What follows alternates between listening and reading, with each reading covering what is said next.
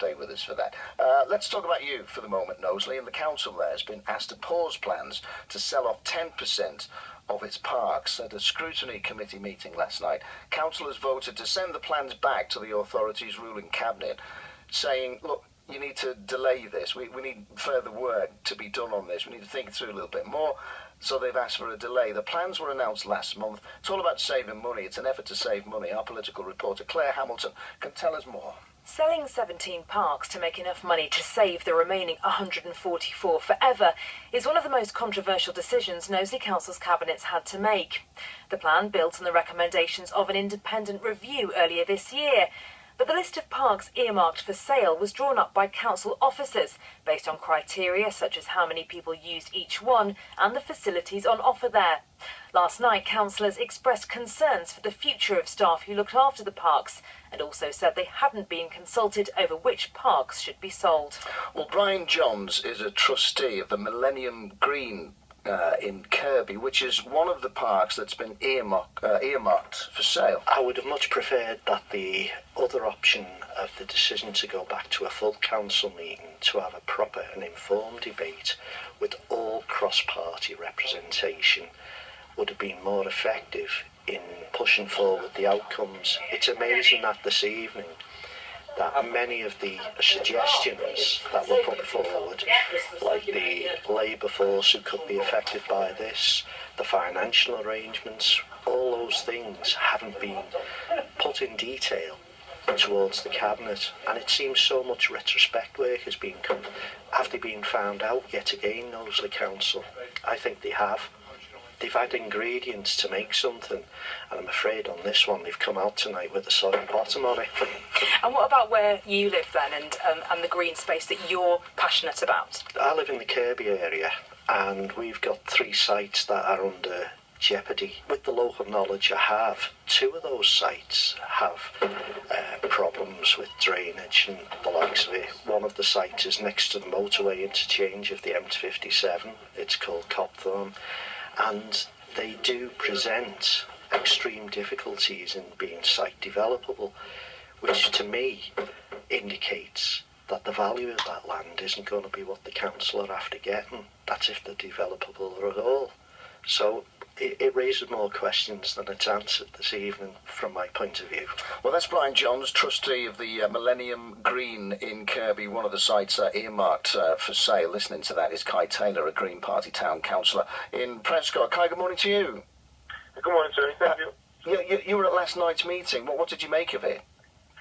Well, we left last night's meeting with real mixed feelings. On one hand, it was brilliant to see local Labour councillors actually hit back against the leadership. The leader of Knowsley Council certainly got a bloody nose last night. He wasn't expecting the opposition that he got. The vice chair called it in, which he wasn't happy with, and when it was called in, rightly so, it was scrutinised for about 2.5 hours. Yeah. A lot of things were brought up by both opposition and ruling party councillors, and I think the result that we got was we would have preferred it to go to full council and for it to be properly discussed and debated.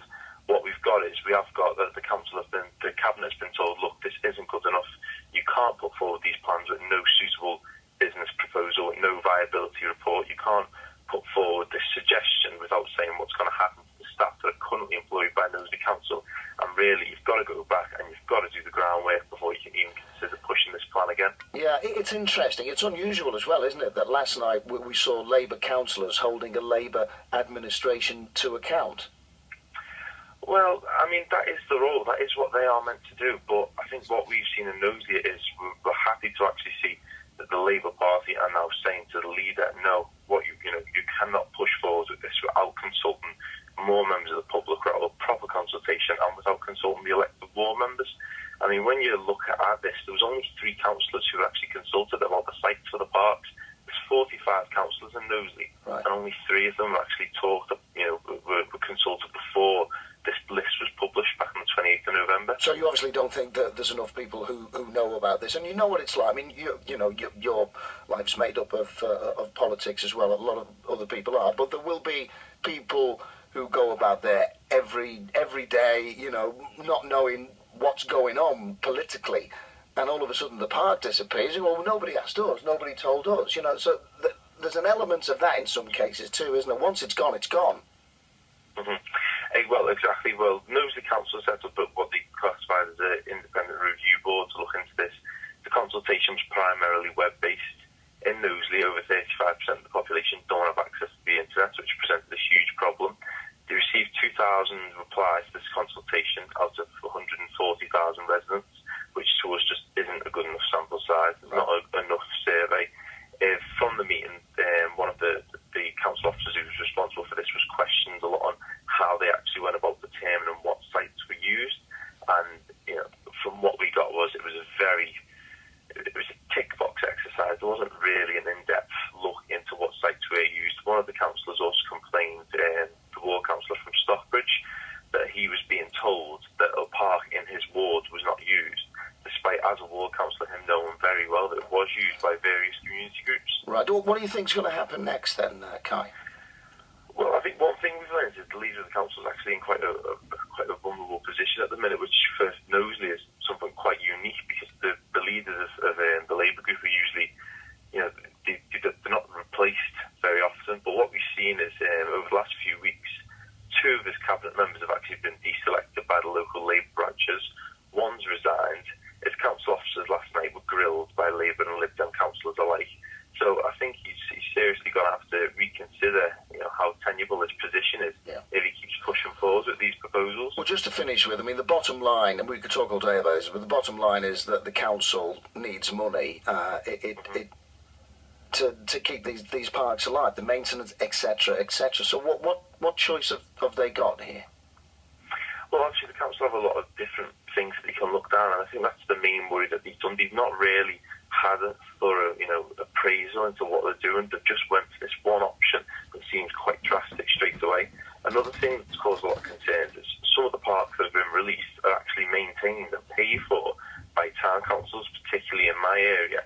Brownfield Park costs the council nothing because it's paid for by Prescott Town Council, who've just been notified that the council will actually take the park back if they want to sell it.